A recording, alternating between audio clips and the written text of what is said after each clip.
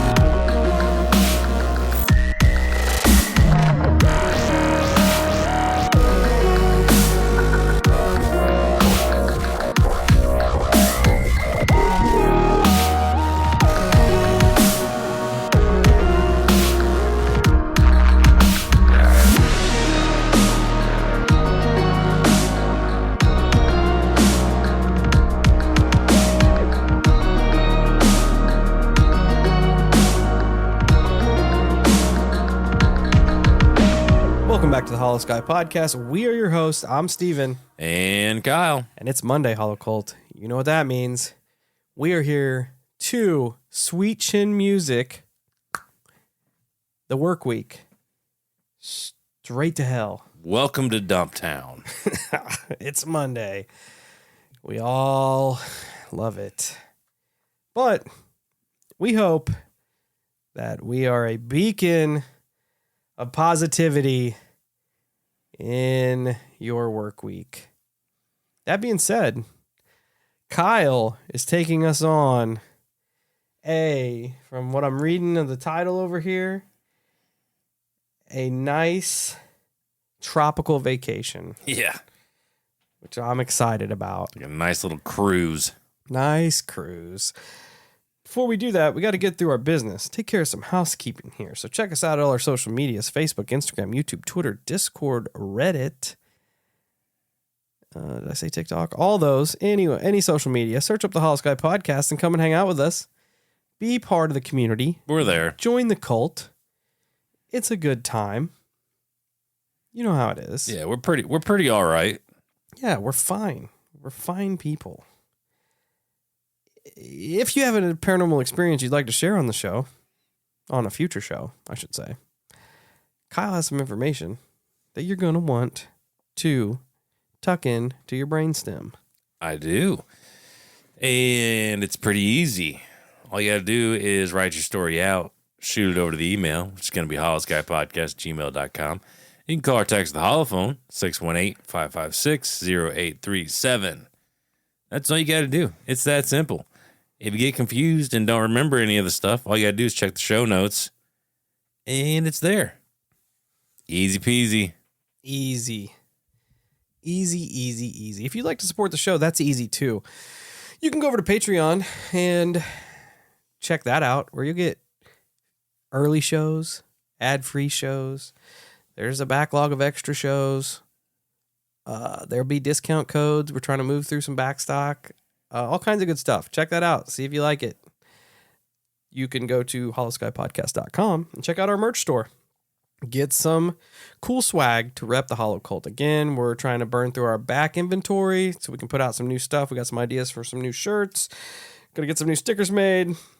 All kinds of goodies over there. You can also leave us a 5-star rating and review wherever you listen to podcast, your preferred podcatcher. Today's, and when I find them, I'll shout them out, I should say. We got another one from across the pond, as they say. This week's 5-star rating review is brought to us by our friend Laura Fergaza from Great Britain, I should add. Laura says, amazing podcast, 5 stars. These guys are great. The best. Love the format. Love the content. Love the host. What more is there to say other than this is the perfect paranormal pod? Ghost emoji, giant smile emoji. That's what's up. That's what's up. Yes. Thank you so much, Laura, for taking the time to write those kind words and put it out there for the entire internet to see. I'm sending you a ghost emoji back with my brain. She's also just stating the obvious. Yeah, I mean, we are pretty much the best. I don't disagree with that. Well, there's no scientific proof to provide otherwise. I like that, and now I like that take on it, that angle. Yeah, we are scientists. We are. But yeah, thanks, Laura. Love reading it. Love hearing from you guys. Except for the ones that are negative, you guys can just suck it. But until then, keep the positive ones coming. And on that note, we're about to head off to what is it? The Atlantic? I don't know. Down there? One of them places. Down to the primary vacation spot. It is a paranormal phenomena that I thought was going to be a much bigger deal when I was young and growing up. Likewise. 100% took a lot, like gave me a lot of anxiety. Between this specific spot and quicksand, I feel like it gave me a lot of unnecessary... Both justifiably scary. Yeah, and also justifiably not a threat that I thought it was going to be when I was young. When I was little and I was looking into shit, I was always afraid I was going to sink in quicksand or I was going to disappear in... Bermuda Triangle. There it is. The OG. I was like, we are, 270 episodes deep or some shit? And we've never talked about the... No, this is like the first OG case that we've had, really. Let's go. So, like Steve said, we're going to the Bermuda Triangle. I wish we really were. Yeah, not me. It's one of the original mysteries that drew me into the paranormal. At least it's one of the first ones I remember reading about. Yeah. Being scared of. Yeah, and it's also known as the Devil's Triangle, which is not fun. This is a place where things seem to vanish without explanation. The little background on the Bermuda Triangle itself, the deepest part is apparently at the Milwaukee Depth in Puerto Rico Trench. 27,493 feet deep. That's way too deep for me. God damn, what is it? I have a hard time in a 10-foot pool. I'm not dealing with 27,493 feet deep. I gotta do some math here. That's too much. The name the Bermuda Triangle actually came from a writer, Vincent Gaddis, in 1964, writing for the American Pulp magazine. Bro, that some bitch is over 5 miles deep. Yeah, I'm not doing that. If you turn it upside down, that's like where airplanes fly in the sky, 27,000 feet. That's dumb. I hate the ocean. Most people they can't settle on a number of how many planes and ships have actually gone missing in the area. However, it's estimated that roughly 50 ships and 20 planes have met some type of demise within this triangle. It is another thing that can't forever be agreed on is its actual location. Generally speaking, it's from Florida, Bermuda, and Puerto Rico. One of the earliest suggestions that the Bermuda Triangle was a place where things mysteriously disappear was from Edward Van Winkle Jones. Hands down, the best name of this episode. Yeah. He wrote it was a bunch of different places, but apparently he resided with the Miami Herald. He wrote in this article in 1950, and I'm going to read it. Can we get a quote from Mr. Van Winkle Jones? Yeah. So apparently this was like one of the first times the Bermuda Triangle was actually referenced. And the article goes as this: it's a small world. No, it's still the same vast globe the ancients knew, with the same misty limbo of the lost. We think it is small because of speeding wheels and wings and the voice of radio which comes out of the void. A mile is only a minute's travel by wheel or a few seconds' flight, but it is still a mile. The miles add up to a vast unknown in which 100 and more persons have flown or sailed within brief memory, to be swallowed up just as ships were swallowed in the old sailing days. The Sandra carried radio. It was a 350-foot freighter which sailed with 12 men on board from Miami to Savannah. Their 300 tons of insecticide were loaded for Puerto Cabello, Venezuela. The Sandra sailed and disappeared without a trace. On June 16th, in the quote-unquote small world year of 1950, search was abandoned. The fate of the craft and the dozen on board was written down as an official mystery.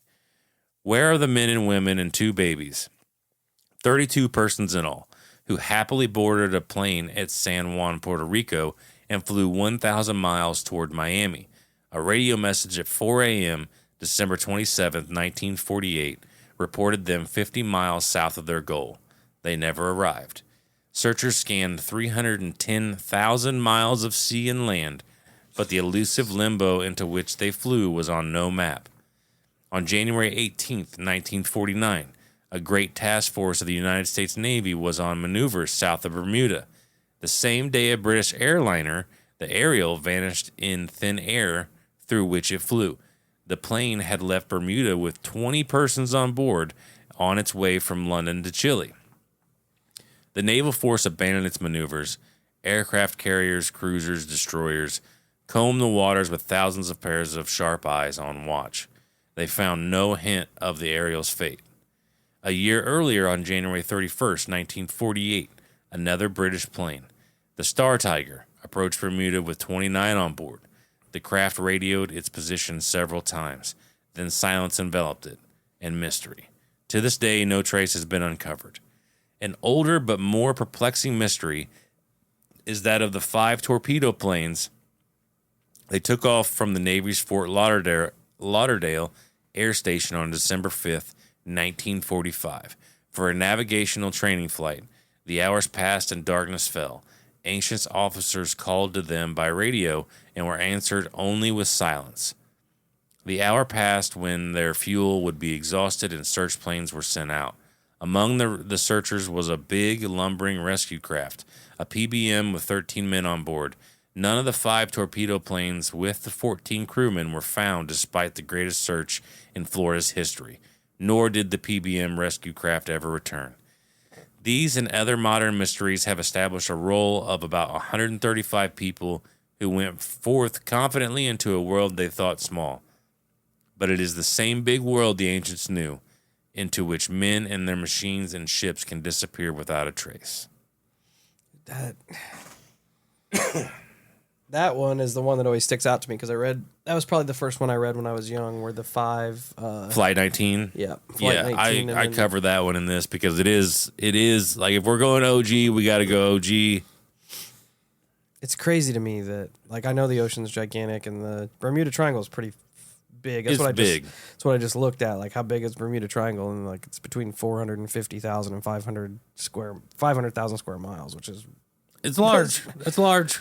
But the idea that people can just disappear and monstrous ships can disappear and multiple airplanes at the same time can just disappear is terrifying and is nuts.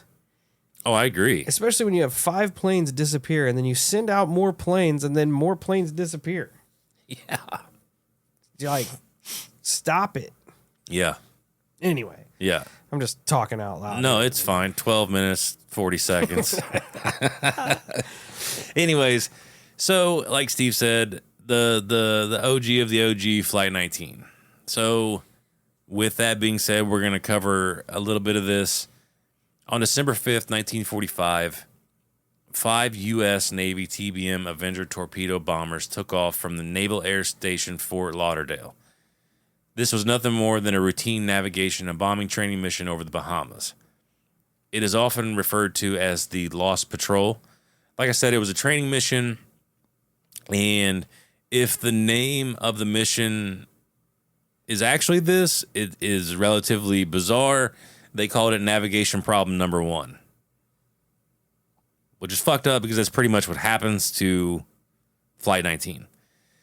The route established for the training was leave Fort Lauderdale, fly 091 degrees for 56 miles, which is roughly 20 minutes to Hens and Chicken Shoals. Then conduct a low-level bombing run on a concrete target for about 30 minutes. Then continue for another 67 miles on 091 degrees. Turn left and fly 346 degrees for 73 miles. Finally flying at 241 degrees for 120 miles back to Fort Lauderdale. Lieutenant Charles Carroll Taylor, a combat veteran with 2,509 hours of flying. Of those 2,500 hours, 606 of those were spent in the Avenger. So the plane he was actively flying on this, he had over 606 hours inside this aircraft. The other pilots had far less experience than the lieutenant. 4 of the aircraft were carrying 2 air crewmen each. They were undergoing advanced combat aircrew training. The 5th aircraft only had 1 air crewman because Corporal Alan Kosher had asked to be excused from the mission. Dodged a bullet there. Lucky. Dodged a bullet. That was a pretty clever call.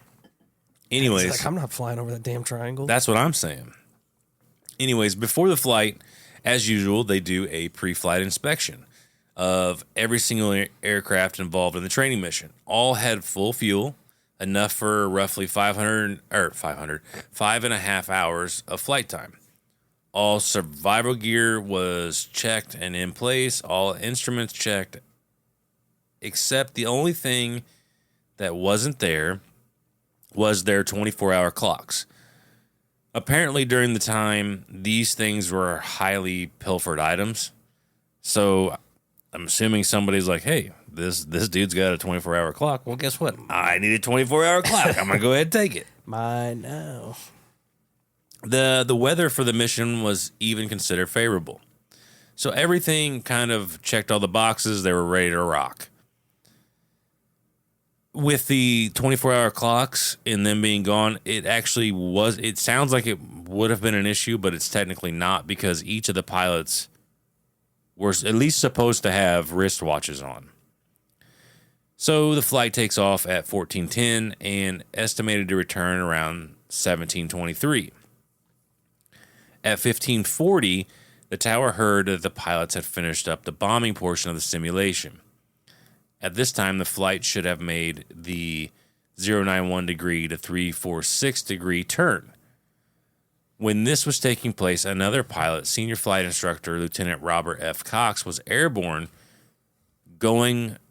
he was basically taking off to link up with this because he was supposed to be the second instructor on this flight. However, he showed up late that day.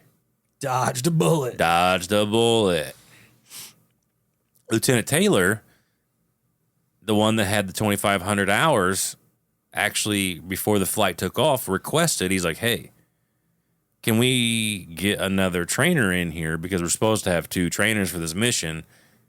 That request was denied. They're like, no, just go ahead and deal with the shit. You're good enough. Go.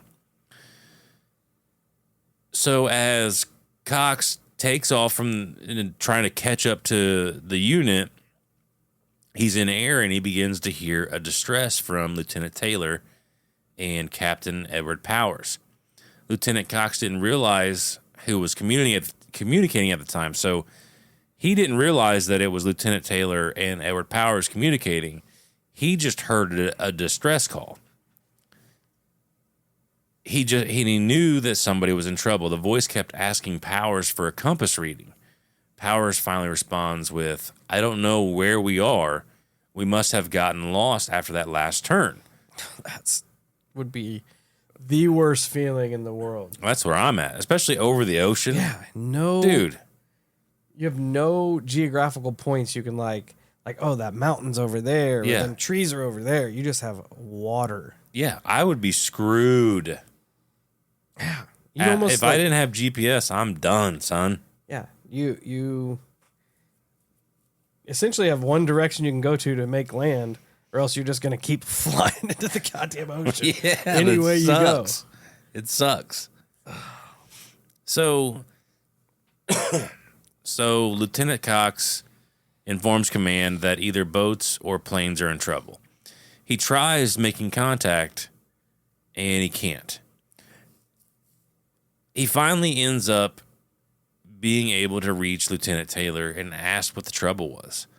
Taylor responded with, "Both my compasses are out, and I'm trying to find Fort Lauderdale.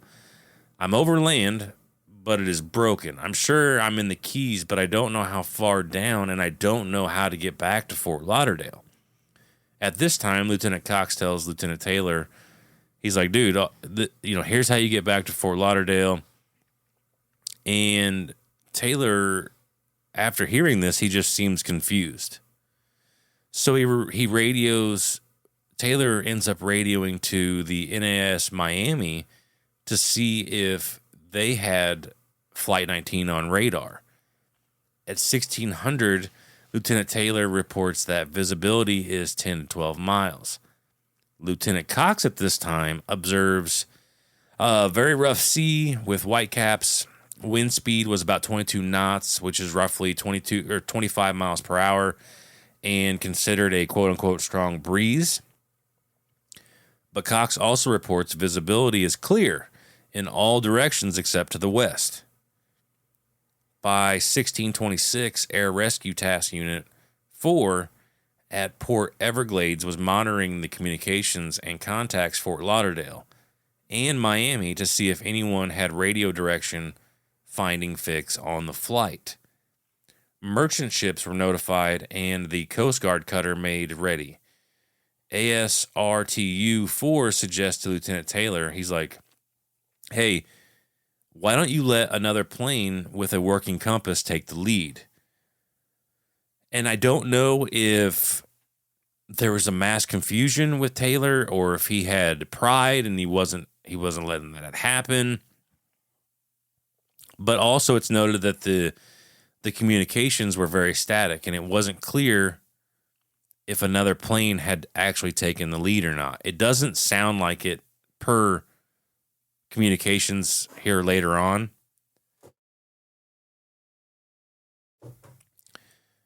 At the same time, Lieutenant Cox was trying to cut off Flight 19. If they were actually over the Keys at this point, the communication between Cox and Flight 19 should be getting stronger because he's moving closer in their direction. However, the communications were actually getting worse. Did they confirm that the other planes had functioning compasses? Nobody ever confirms that. Because, I mean, you often hear, like, when you're in there that the compasses go crazy. It would be really strange to have one plane. I guess it wouldn't be that strange. You have a malfunctioning compass, and then other planes' compass is working. But if they were all fucking up at the same time, it could suggest that later on in some of this communication, but it does. Nobody ever comes forward and says that. I gotcha. I was curious since they're like, well, let some other plane take over, but if none of them had functioning compasses, that could also be why he didn't do it. Right. Now, at 1630, a duty officer at Fort Lauderdale notifies that if Flight 19 had flown the first leg of the mission correctly, which they did because they reported successfully bombing the concrete pad, then the time doesn't add up for them to be over the Florida Keys. The flight needs to be instructed to fly 270 degrees toward the sun, which Taylor should have known because this is the standard procedure for any plane lost in the afternoon that is taken off from Fort Lauderdale. This is Fort Lauderdale's kind of like catch-all on how to get back home if you get lost out there. You just fly toward the sun. Oh, yeah, I guess that makes sense. So, or as long as it's in the afternoon as well. So now they're convinced that the flight is actually lost over the Bahamas. So they try communicating with Lieutenant Taylor and getting him to switch to the search and rescue frequency for communications. He declines, saying, I need to keep the formation together. Taylor then says, I will fly 030 degrees for 45 minutes to make sure we are not over the Gulf of Mexico. Shortly after, he calls back and says he's changing to 090. At this point, two other people chime in with, damn it, if we could just fly west, we could get home. Head west, damn it. So does that make a reference to what you're saying? Do these other planes have working compasses? Yeah. But then you wouldn't think that for all these guys, you wouldn't think it would be hard to just like figure out what way west is. Yeah, if they have unless the functioning sun is directly above them, standing at noon. And what time did they say they were flying? Was it 15? That was 1500? 16 something. So that's 4 or 5 o'clock. Yeah, you should know. It's got to be. Yeah, it's got to be heading into the it's got to be in the western sky at that point. It's got to be past 12 o'clock. Right. So it's almost like they have no idea. They don't know where the fuck they are at all. Yeah, they can't even. I wonder, were the skies clear that day? It says yes, but then it's also noted that the weather does start to change on them. So, and Cox even says, like, my visibility is clear in all directions except to the west. So he knows which way west is. Cox does, but he's the one that was late. Oh, yeah. And he's trying to cut off Flight 19. Yeah. I got you. Oh, it's so weird. It's playing the scenario out in my head as I'm sitting here would be so terrifying to be up there and not having any idea where you're at. And then also having your ground control being so lost as to where you're at. They're just picking spots out like, oh, maybe you're over the Bahamas. Yeah, maybe you're in the Gulf of Mexico. Exactly. Maybe you're over here by like Fort Lauderdale.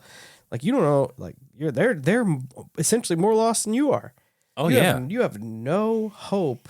Yeah, neither one of them know where they are. Each other is at all. After they're like, hey, make this degree turn and fly 45 minutes so we can see where you're at. As soon as that failed, and they're like, okay, we're gonna try something different. You know, you're fucked. Yeah, and the fact that they've only got enough fuel for 5.5 hours, that in itself is terrifying. Yep, hell no. So after the head west, damn it comment, Lieutenant Cox, he had apparently returned to Fort Lauderdale. So he found his way home, no problem. But as he got back, he started requesting, he's like, let me go back out. Let me take another plane and head back out and start and search for him again. You know, I'm assuming this is the camaraderie and the fact that, like, fuck, I was supposed to be here. If I was with these guys, they wouldn't be lost to begin with. Like, there's that carrying the weight feeling. Yeah. Upper management denies him. Nope, not happening. Lieutenant Taylor radios in and says he will fly at 270 degrees until he sees land or runs out of fuel.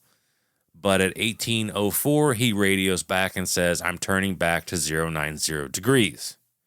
He just keeps going back on himself. Yeah, 270 was what they told him to do prior.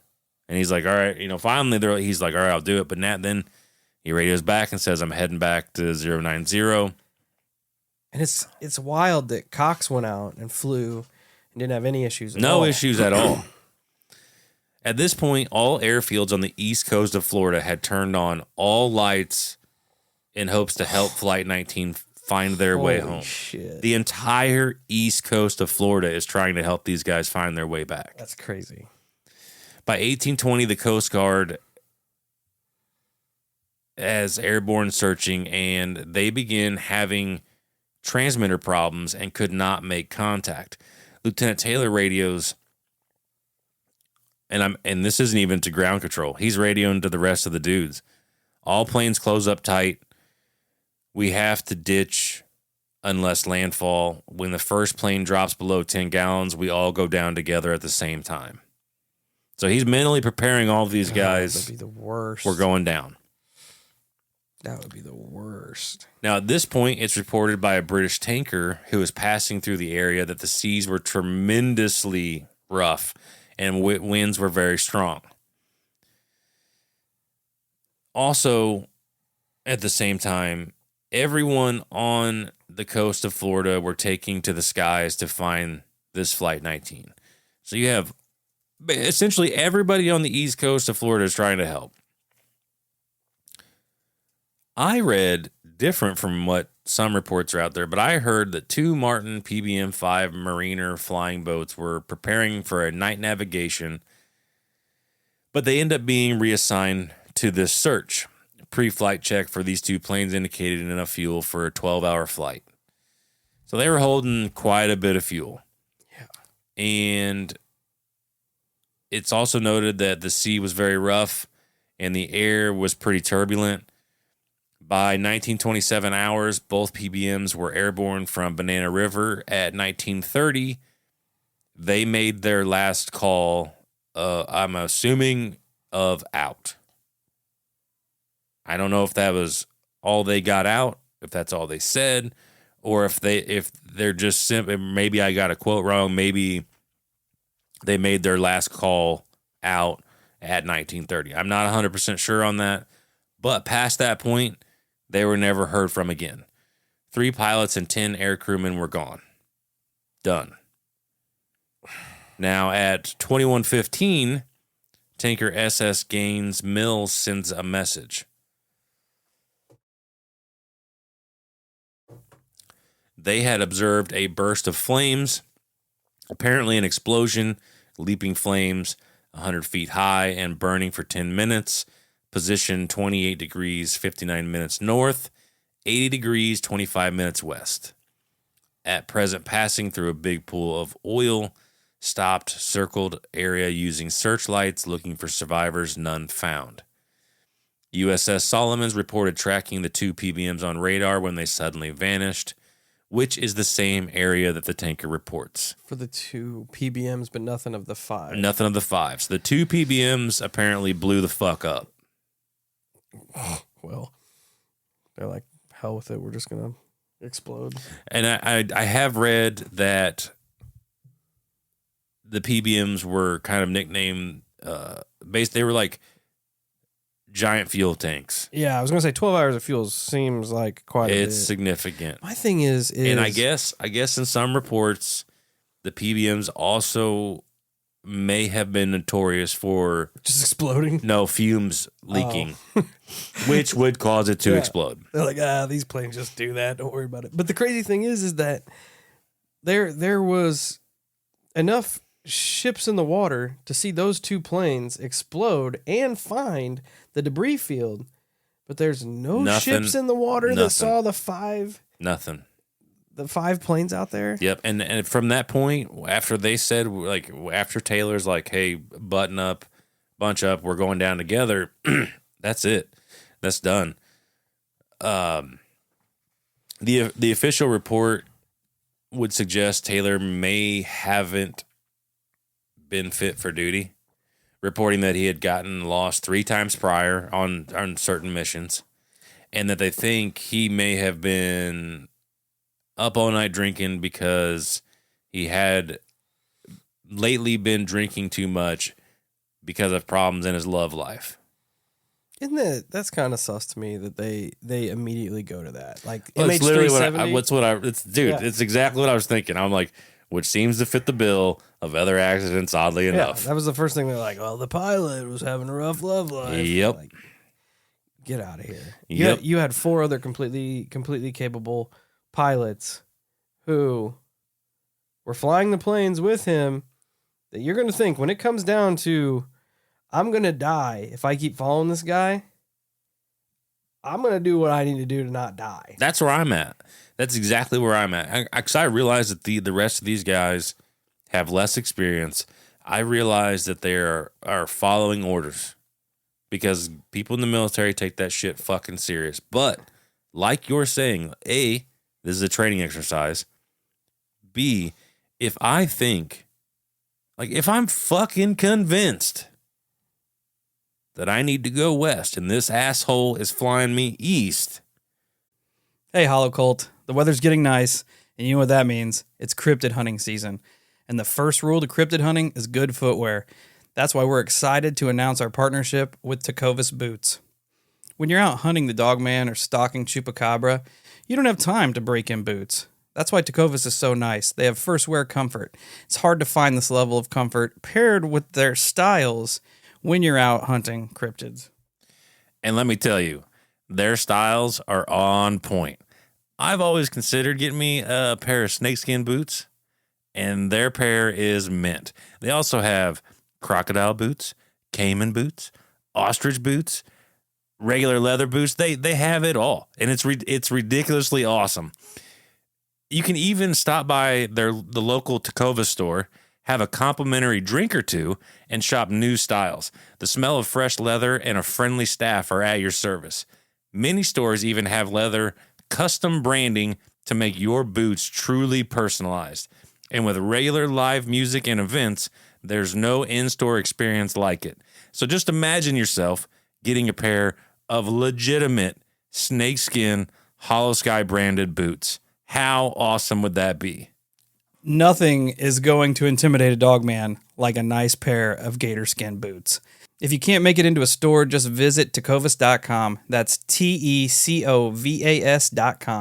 They offer free shipping on all boots as well as free returns and exchanges and ship right to your door. Go to Tecovas.com and find your new favorite pair of boots today.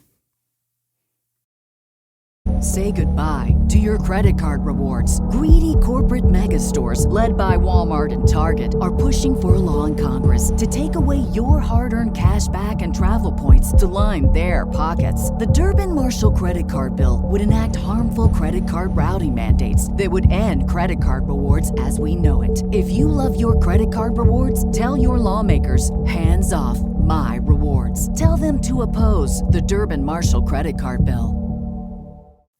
And what I would know is open ocean.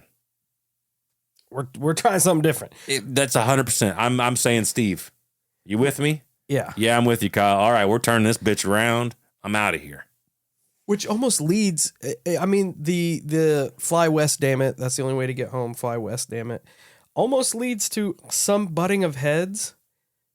It almost sounds like one of the trainees was essentially saying that to old boy. Yes. But on the same time, it almost feels like nobody knows which way west is. That could also be the case that he's just stating fly the west, obvious. Please. Yes. Yeah, that's weird. I don't like that they immediately went to that. That's a cop out if I've ever heard one. That's where I'm at. I was not sold on that narrative. I wasn't sold at all. A drunk pilot can crash one plane. A drunk pilot doesn't crash 5 planes. And you would also have to realize the severity of if the waters were as bad as they were saying, you have to realize that if you put these fucking planes down in the ocean right now, you are done. Oh yeah. You're done. Yeah. You're done. So I don't know. I just feel like you were saying, if these dudes were fucking convinced they were flying the wrong way, following Lieutenant Taylor, and they needed to go in opposite direction for their survival, I feel like that at least one of them would have broke off. Yep.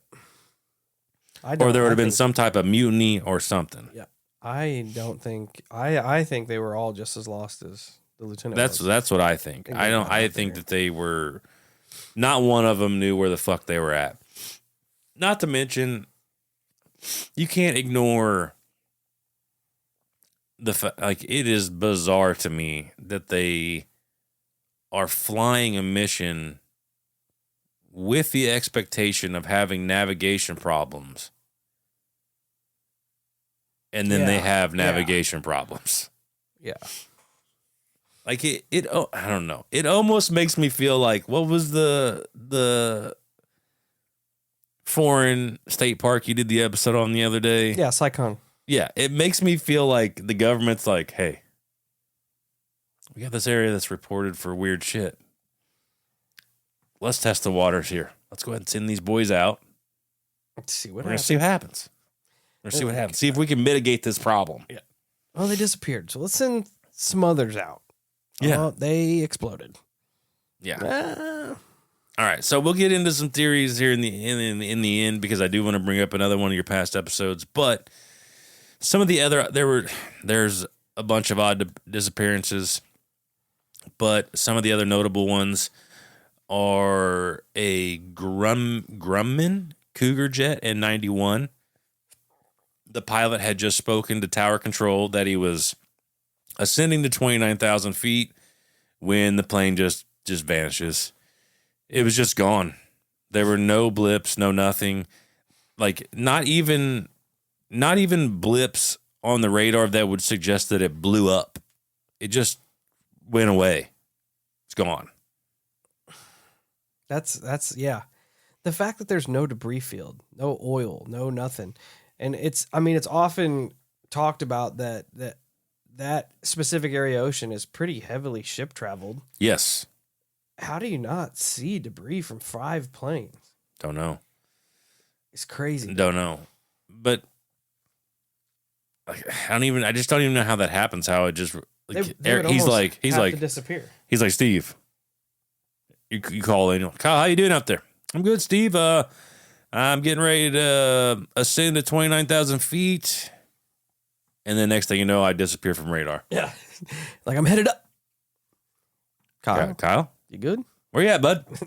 You're not on the radar anymore. I'm picking you up here. In 1999, a 465-ton cargo ship, Genesis, sails out of port of Spain, sailing to St. Vincent's in the Caribbean. Another ship in the area did pick up a distress call saying that its bilge pump was having problems, which is the pump that sends any accumulated water in the bilge back out to the ocean. That's a pump that's probably important. Yeah. Regardless, the vessel disappears without a trace. Gone. So they're theorizing that maybe it took on water and then just went bloop. But 465-ton cargo ship just vanishes. That's a thick boy. Dude, that's insanity. And the fact that, I mean, I'm not good at stuff, but I feel like something from the shipping container might float. Yeah, you would think you'd Maybe. find some debris, especially if it was loaded. Apparently, Frank says not. But Yeah. if it was loaded with stuff, like those cargo containers probably float for a pretty good while, you know. I would think so. That's Like I said, don't know. I'm not good at that. Maybe not. I don't know. I've never crashed a boat in the Bermuda Triangle. Same. Now the list goes on and on with mysterious disappearances. However, I feel like with some of these cases, people get a little overzealous because there was one that was like 16-foot fishing boats disappear. Others were found on beaches with bodies in them. Now, like a 16-foot boat disappearing in the Bermuda Triangle is probably kind of common. I feel like people don't understand the size of the Bermuda Triangle. Like, it's a big ass triangle. I feel like a 16-foot boat can vanish on the river at times. Yeah. To put it into perspective here, if the Bermuda Triangle were a country, it would be the 19th largest country on the planet. It's twice the size of France, 3 times the size of Germany, and 5 times as big as the UK. It is a big ass triangle. Yeah. So 16, that would be like throwing a penny in a pond and being like, hey, it's disappeared. Right. We lost it. Yeah, and like I said, I don't feel like a 16-foot fishing boat is very smart to take out in that kind of ocean, but that's me. I don't think any boat in the ocean is smart. Dude, the more I think about the ocean, the more I have no desire to be in the ocean. Like, the ocean's cool to look at. Join the club, buddy. As long as there's no tsunamis. Yeah. But that's the thing. I feel like with some of these cases, they don't fit the bill of what the Bermuda Triangle actually is. Because let's face it, accidents do happen out there.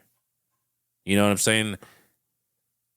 I don't think that every single boat or plane that goes into this Bermuda Triangle is automatically going to fall ill to whatever's going on there. I don't think that's the case.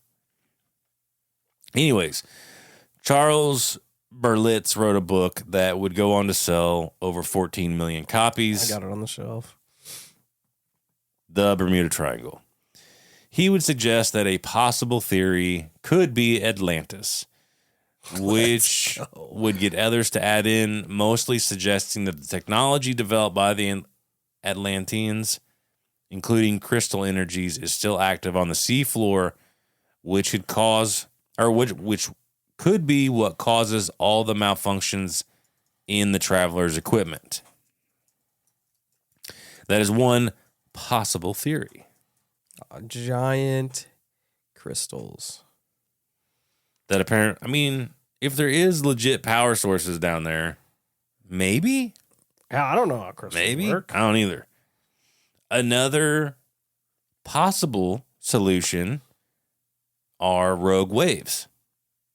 Scientists at the University of Southampton in England claimed that the waters within the Bermuda Triangle are perfect for rogue waves. This is because of storms that move on all sides of the area. These rogue waves could easily take care of boats. However, I don't think a 100-foot wave would be able to pluck a plane from the sky. That would have to be a way. That would be a 29,000-foot wave. Fuck that. Dude. I found another comparison as a size comparison because I do like when you hear Bermuda Triangle, like especially when I was younger, I pictured like a very condensed, small, like paranormal anomaly, right? Yeah. This thing, they said you could take Texas, California, and Florida and take that mass and it would fit inside the Bermuda Triangle. What's that is? Anybody that's been to Texas is big. Yeah. So it's huge. But I'm curious to see the like if there's any data compared to any other some random spot in the ocean with the same amount of ship traffic and air traffic, how it correlates to ships that disappear there. They do claim that the Bermuda Triangle is no more or less harmless than any other traveled place in the oceans. Is no more. So it's more or less harmless. It averages up with everywhere else. Yes, that is what they say. It just has a lore about it. Yes, that is what they say. Huh. That is what they say. That's interesting. But if that's the case, why are scientists... I guess they are just disproving the notion of the area itself in the lore. But another possible explanation as to what happens in this area, magnetic forces. The Bermuda Triangle is one of two places on Earth where a compass will point to true north instead of magnetic north. However, both pilots and sailors are trained in dealing with this deception. Another more obvious explanation, aliens, of course. Yeah. Which we've talked about there possibly being a giant, like there have been reports of a giant underwater ship in the That is the episode that I was going to reference. Yeah. Wasn't that like was that Throwaway Aliens? Yeah. Because it was off of 4chan. Yeah. Yeah. There's another whistleblower that just popped up. I'm thinking about grabbing his whole thing. And those are usually fun. Yeah. But it's said that the triangle is used as a portal to our planet, which is also suggested as to why none of these planes and ships are never found. There are even reports of Christopher Columbus writing about seeing UFOs in that area.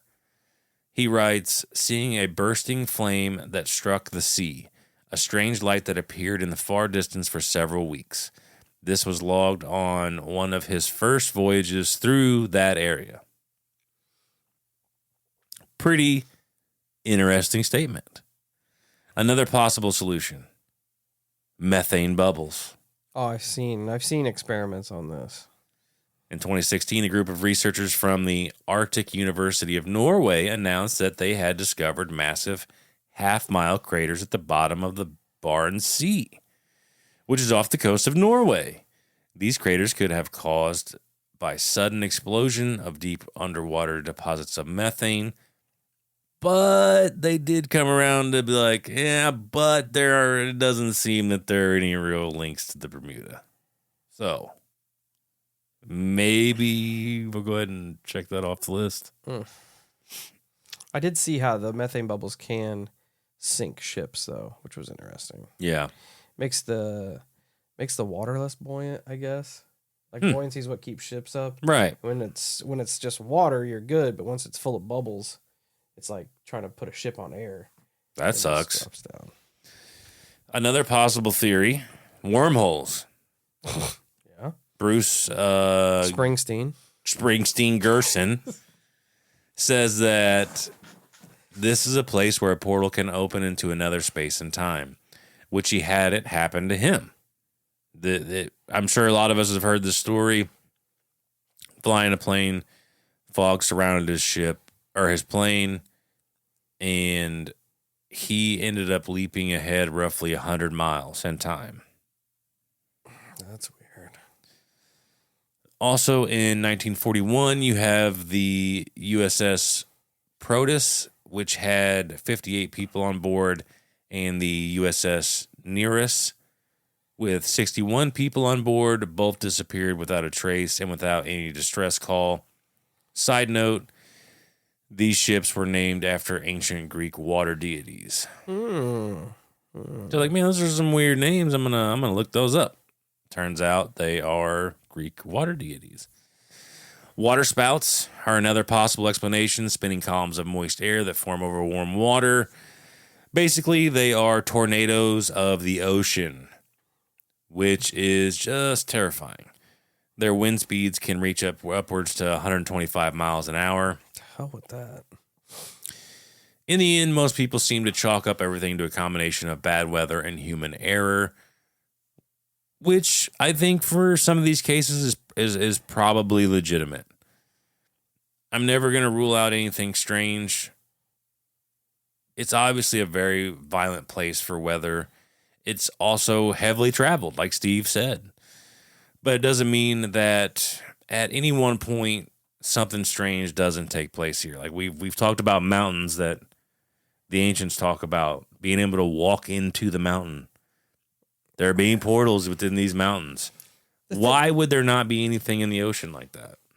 Yeah, the thing like, okay, I read something here. Let me see if I can find it. That in the last 100 years, 1,000 people have lost their lives in the Bermuda Triangle, and that every year, at least 5 yachts and 4 planes go missing in the Bermuda Triangle. So the thing with me is, 20 yachts and 4 planes go missing every year. So a lot. The thing that's weird for me is that they don't find anything. Like, that's what's fucked up to me. Like, planes going down and shit, that happens, whatever. But the fact that there's no debris field, especially if it's like such a busy shipping route, like, you think people be seeing shit, right? Yeah. And I mean, you would think that, like you were saying, I feel like when a plane goes down out there, for some reason, I feel like that's more of a draw. Like, there's more of a, oh shit, we need to get out there and look for this. Yeah, and especially more recent times. Like, I keep seeing this USS Cyclops in 1918 that went missing, had 309 people on board. Yep. Like, that's a lot of people, and nobody found anything. It's bizarre that, like, with most of these ones, it's like without a trace. Yeah, nothing. That statement sucks. Yeah. Without a trace. Yeah. And that trench I read, the trench you were talking about, the one that's over 5 miles deep, is one of the deepest trenches on the planet. that in itself, I could see how if something sinks, if it falls 5 miles into the goddamn ocean, I mean, I guess I can see how you're not going to find it. Yeah, you're not going to find it. But it's And I mean, the ocean is massive, so I could understand sometimes finding debris is hard. especially if it sinks 5 miles below. And that, I guess that's the wild card. What sinks, what floats. You know what I mean? Like, Yeah, because I mean, you had 5 planes that disappear completely, and then you had 2 planes that essentially also disappeared. But you have ships close enough, and the same. You're gonna have to think that they're in the same general area, since they went out looking for them. yeah. That they not only saw the explosion, but also saw the oil field or the oil slick and all kinds of stuff. Like that is crazy to me. Yeah. And it's, like I said, it's one of the OG mysteries I can remember reading about. I was talking about it the other day, and people were like, you should totally dig into it. So that's what made me kind of bring this one back to life a little bit. Because me and Steve, we always just go for the crazy, weird, out there ones. But like I said, if we believe that there are mysterious wormhole portal places on land, why would there not be any in the ocean? Oh yeah, the ocean covers more area of the earth than land does. Right. And then there's been theories that the geography has changed over the years. You know what I mean? Like, some of the places that are underwater may not have always been underwater. Yeah, this is actually on Navy.mil, Naval History and Heritage Command, and it's a thing called Exercising the Devil's Triangle. That's interesting. Yeah, known as the Devil's Triangle, the Bermuda Triangle, the Hoodoo Sea, which is fucking creepy.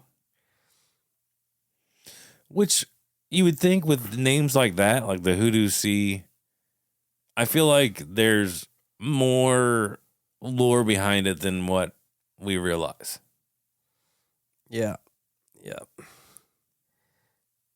Yeah, it does talk about the lack of bodies, saying that there's just a lot of sharks and a lot of barracuda. Like, okay, but guys literally found the flaming wreckage of 2 of the planes.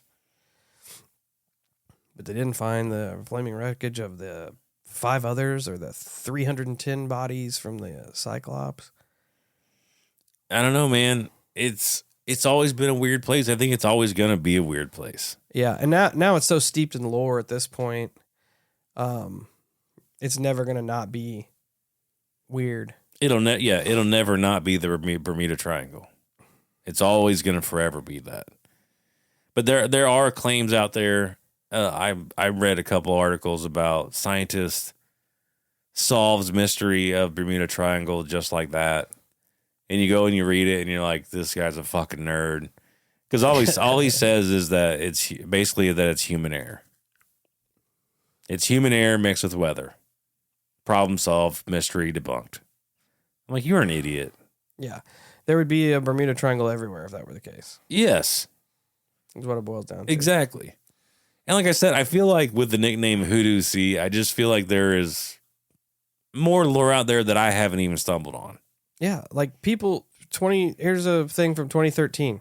They literally find a ghost ship in the Bermuda Triangle. I tried finding those types of articles because I know that I've heard where they have found ghost ships in the Bermuda Triangle. I did not find any one of those stories because that's what I really wanted to write about. Sailor finds a ghost ship drifting with no crew on board. This was updated December 2022. 2 sailors found an abandoned ship in the Bermuda Triangle with no crew on board, no distress signals in sight. After research, they discovered it had been lost years and years ago. 2 sailors were shocked when they found a quote-unquote ghost ship floating alone in the ocean with no crew on board. The white yacht is believed to have sank in appalling weather near the Bermuda Triangle in 2013 and was never seen again. Owned by an Irish Yacht Club member, the vessel was last seen sailing 70 miles north of the island in the North Atlantic Ocean when it was battered by 20-foot waves and had to be abandoned. It's presumed to have gone down, but now the yacht has been discovered by a pair of sailors who found it 800 miles from Bermuda with no signs of anyone on board. So if it was abandoned, it means the people probably survived, right? Maybe. When the ship was abandoned, the U.S. Coast Guard was scrambled. 2 merchant vessels were diverted from their courses, reaching the distressed sailing boat and taking the 4 crew on board in the appalling conditions. So the 4 crew was saved, but they essentially thought that this boat went down, and it steady floated for almost 10 years out there. That's fucking crazy. It is. That it was able to survive out there 10 years. Yep. It was abandoned in 2013. And it had traveled 700 miles from where it was found. That's one damn good boat. Yeah. You got your money's worth. Yeah, if you're going to buy a yacht, I suggest buying that one. Even though you jumped out. Because you know that damn thing went through storms. Oh, yeah. Oh, yeah. I saw something else about... I was going to touch on a guy who was flying through and, like, lost time. He survived. But he I think that was the dude I was telling you about. Yeah. The fog going around his plane. Yeah. Because he claims he like legitimately flies through like a wormhole. Yeah, I think we did an episode with him. Probably. Early on. But that's another one of the big stories around the Bermuda Triangle. Yeah. That's crazy. I don't know, man. It's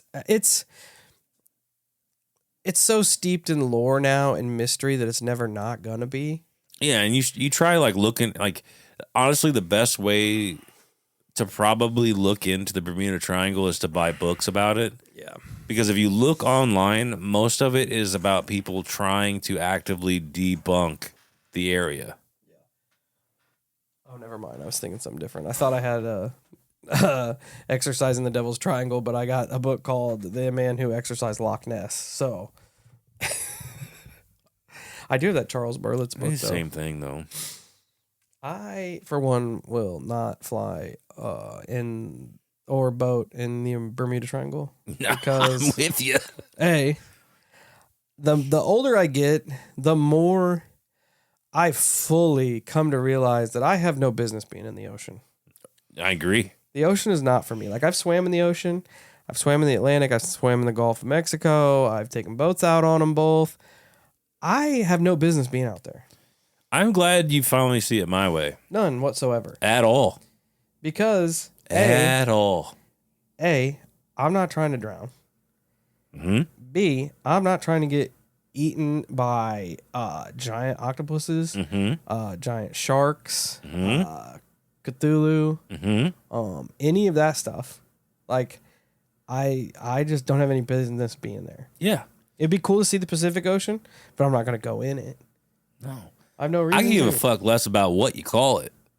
The Pacific, Atlantic, Cheesecake Factory. River. I don't give a shit. I wish I had some cheesecake right now. That does sound decent. I don't care though. The ocean is the ocean to me. It's a fucking big body of water that I'm not supposed to be in. Yeah. At all, whatsoever. It sucks. When we went to Navarre Beach has like the longest pier on the Gulf, so you could go out on the pier and fish and stand out there. It's like a half a mile long. I don't know. It's cool as fuck. But I don't even like that. bro, you look down, sharks. Yeah, I don't know. Fucking sharks. What if that thing just fell over and then you're in the water with the sharks? Yeah, you know what else is around you? People swimming on the beach. Dumb. You know what's a bigger asshole than a shark? Dolphins. The boys were fishing, right? You can pay like $6 and fish all day. So boys are fishing off the pier, hooking into fish, and the dolphin are straight coming up, pulling the fish off the hooks. Not the sharks. Sharks don't care. Opportunist, man. Sharks are waiting for people to fall in so they eat them. Exactly. Exactly. That's right. I'm kidding. You don't have to message me and say sharks are getting a bad name. Are there those people out there? Does that really happen? Watch. Watch. Sharks are the pit bulls of the ocean. No, they still eat people, so. Yeah, so do pit bulls. Exactly. So doesn't just about every animal that's given the opportunity. I have a pit bull and she's a real sweetheart. Bro, fucking die on a different hill. I agree. But anyway, yeah. The ocean's cool to look at, not cool to be in, per my perspective. I'm of the same perspective. As a person who's been in the ocean, I don't have any business being there. No. I don't like that it's gigantic. I don't like that it has animals in it that we know will kill you. And now it's being highly theorized that aliens live in the ocean. It's also full of aliens. It's full of animals that we don't know. True. Because we haven't even explored the whole thing. True. We're only like 5% deep in this bitch, and we're like, yeah, let's go surf. No, let's not do that. And C, it's dirty. That's true. It's like a big toilet. That is true. I think more It's full people of fish hooks. need to have an irrational fear of the ocean like I do. It doesn't even have to be a fear. Yes, it does. I mean, It's terrifying. yeah. Water itself is terrifying. It's full of dead ass bodies and dead animals, and everything that lives in the ocean is shitting in the ocean. Everything that's on the ocean is shitting in the ocean. True. There's trash islands. Do I need to say anything else? No. Jellyfish. No. Ass. They're that. Jellyfish and trash islands. Yeah, there are It's a scary place out there, ladies and gentlemen. floating continents of garbage. Isn't that something? It's no wonder everything in the ocean wants to kill us. Yeah. Because we fucked it up bad. Yeah. We created this monstrosity. You think that island would be dense enough to stand on? I'm not gonna find out. Well, me neither. Maybe okay, I got it. I've solved it right at the end of the show. The Atlanteans that live in the giant crystal city below the Bermuda Triangle created a wormhole to a different dimension to suck all the garbage that we've been throwing in the ocean to try to de-pollute the ocean, trying to get rid of the And the some of garbage our islands. ships and planes just Yeah. happen to get. I see. I get it. Yeah, it's easy. Collateral damage. Yep. I mean, it does happens. make sense. If you wouldn't have threw garbage in the ocean, we wouldn't have had to fucking thrown your planes into another dimension. Yeah, and that's the way reality works. Yeah, everything's collateral damage.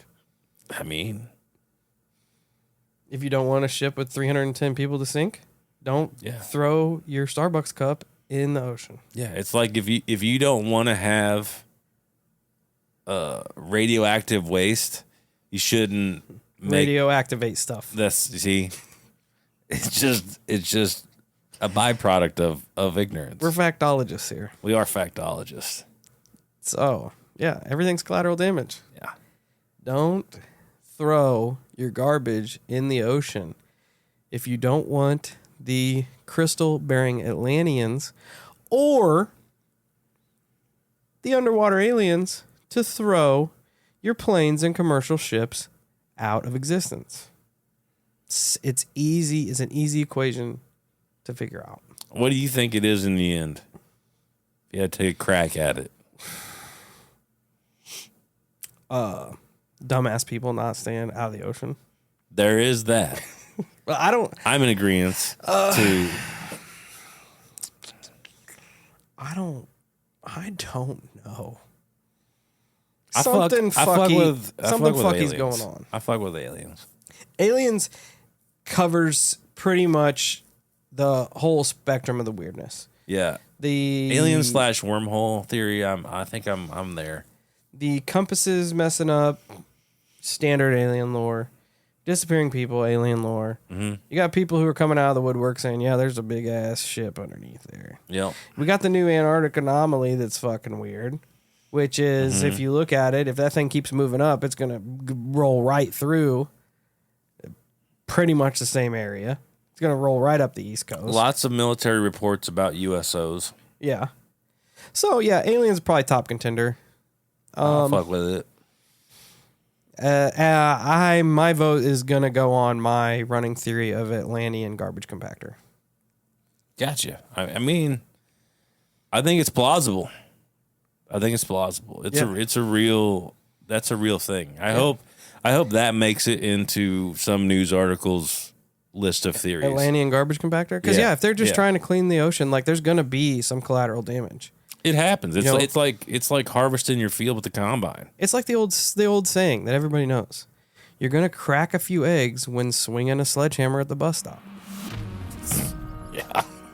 Yeah.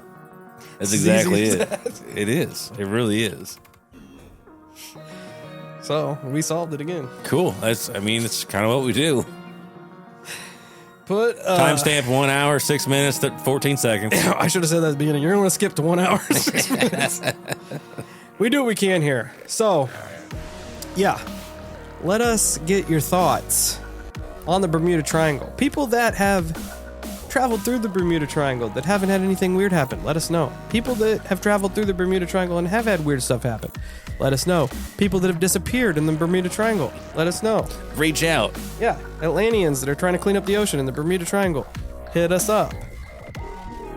But we're glad you hung out with us this Monday, and hope your work week sucks less.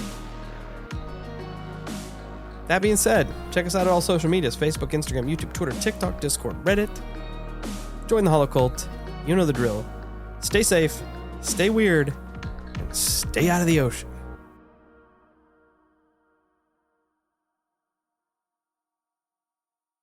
Say goodbye to your credit card rewards. Greedy corporate mega stores, led by Walmart and Target, are pushing for a law in Congress to take away your hard-earned cash back and travel points to line their pockets. The Durbin-Marshall credit card bill would enact harmful credit card routing mandates that would end credit card rewards as we know it. If you love your credit card rewards, tell your lawmakers, hands off my rewards. Tell them to oppose the Durbin-Marshall credit card bill.